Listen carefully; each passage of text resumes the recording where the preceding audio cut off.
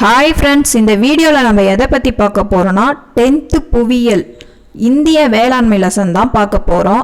இதிலேருந்து கன்ஃபார்மாக 2 கொஷின் எல்லா எக்ஸாம்லேயுமே கேட்பாங்க. இந்த லெசன்லேருந்து கொஷின் இல்லாத கொஷின் பேப்பரே இல்லை. இதோட பிடிஎஃப் லிங்க் உங்களுக்கு வேணும்னா பிடிஎஃப் அப்படின்னு கமெண்ட் பண்ணுங்கள். வீடியோக்குள்ளே போகிறதுக்கு முன்னாடி மறக்காமல் நம்ம சேனலை சப்ஸ்கிரைப் பண்ணிக்கோங்க. வாங்க வீடியோக்குள்ளே போகலாம். இந்திய வேளாண்மை ஆராய்ச்சி கழகம் தொடங்கப்பட்ட ஆண்டு 1953. இந்தியாவில் காணப்படும் மண் வகைகள் 8. இந்தியாவில் அதிகமாக பரவி காணப்படும் மண் வகை எது? செம்மண் 28%. வெப்பம் மற்றும் குளிர் அடுத்தடுத்து நிகழும் பொழுது அதன் காரணமாக உருவான மண் யாது? சரளை மண். தக்கான பகுதியில் உள்ள பாசல்ட் பாறைகளாக இருந்து உருவான மண் எது? கரிசல் மண். கிரானைட் நைஸ் போன்ற பாறைகள் சிதைவால் உருவான மண் செம்மண். மனிதனால் உருவாக்கப்பட்ட ஒரு தாழ்வான நீர்த்தேக்க பகுதி எது? ஏரி பாசனம். உலகின் பெரிய புவியீர்ப்பு அணை எது? சட்லஜ். உலகின் மிக நீளமான அணை எது?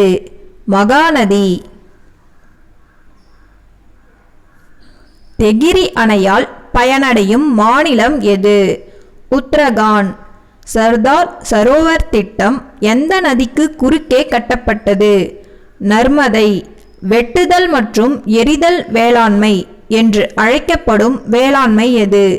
இடப்பெயர்வு வேளாண்மை.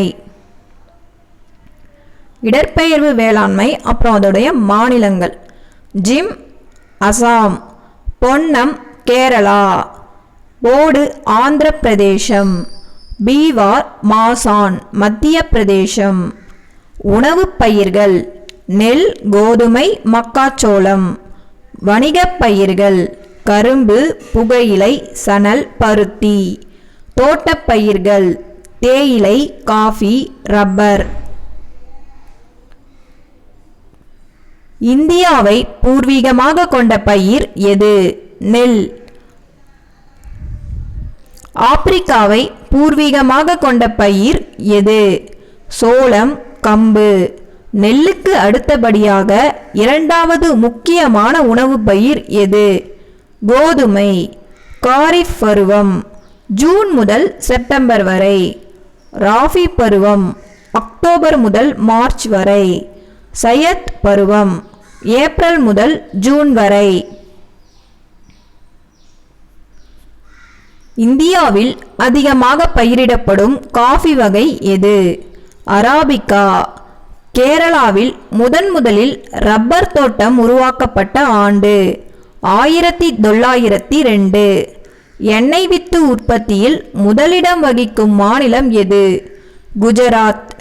ஏழை மக்களின் பசு என்று அழைக்கப்படும் விலங்கு எது? வெள்ளாடு.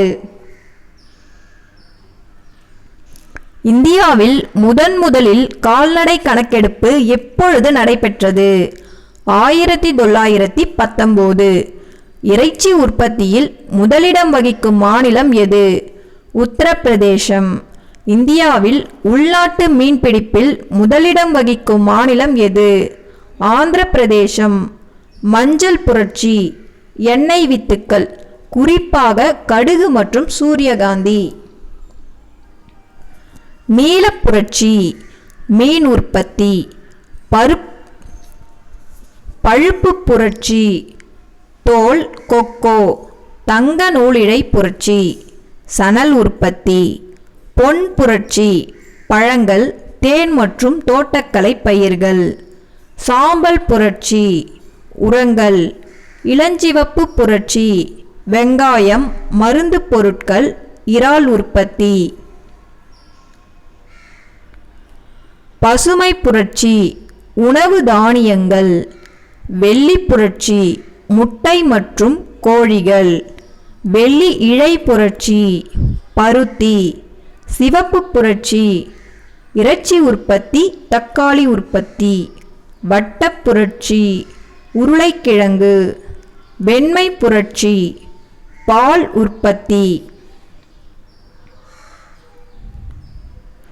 கடல் மீன் உற்பத்தியில் முதலிடம் வகிக்கும் மாநிலம் எது? கேரளா. இந்தியாவின் மீன்பிடித்து தொழில் எத்தனை வகைப்படும்? 2 வகைப்படும். பழங்காலம் தொட்டே நறுமணப் பொருட்களுக்கு உலக புகழ்பெற்ற நாடு எது? இந்தியா. காஃபி உற்பத்தியில் இந்தியாவின் இடம் 7ஆம் இடம். இந்தியாவில் தேயிலை உற்பத்தியில் முதன்மை மாநிலம் எது? அசாம். 51வது கொஷினுக்கு உங்களுக்கு ஆன்சர் தெரிஞ்சால் கமெண்டில் சொல்லுங்கள். கோசி திட்டம் பயனடையும் மாநிலம் எது? இதுக்கு ஆன்சரை கமெண்டில் சொல்லுங்கள். இந்த வீடியோ உங்களுக்கு பிடிச்சிருந்ததுன்னா லைக் பண்ணுங்கள். நெக்ஸ்ட் வீடியோவில் பார்க்கலாம். தேங்க்யூ.